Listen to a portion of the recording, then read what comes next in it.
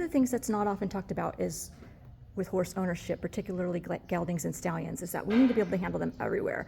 And by everywhere, I mean everywhere. So when Bo was young and he was still intact, 'cause he was intact till he was 6, late 6, so last December, I made sure since he was young that I could handle him everywhere.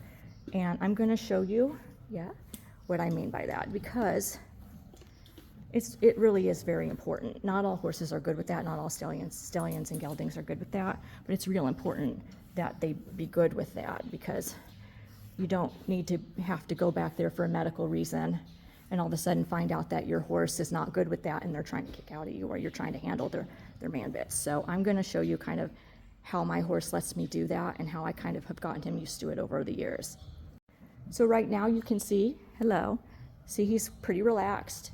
He's relaxing out, not totally, but he's a bit. So I'm gonna show you kind of, I go in, I try to stay out of the kicking zone here as much as I can. And I go in and I just handle it. I make sure I can touch it and he's good with it. See, he's good with it. And that's just kind of what I did from when he was a youngster up. And it's really important that whether you have a stallion or a gelding, that you be able to do that with them. Touch them everywhere and on both sides.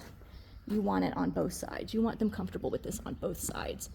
So always make sure it's on both sides. And you don't have to do a lot. You can just touch with your finger. You can just, start slow like that. It's not like I go in there and I'm like, really going at it or anything. I just make sure I can touch and he's used to that. And I stay gentle about it. I make it no big deal. And I periodically will do that to make sure he's staying good with it as well. And that really helps with any sheath cleaning when I have a sheath cleaner comes out. Or if like the vet comes out and he needs to check him and all of those things, because sometimes vets have to go back there and check, and you don't need your vet to be kicked or injured or anything by your horse if they're not used to that.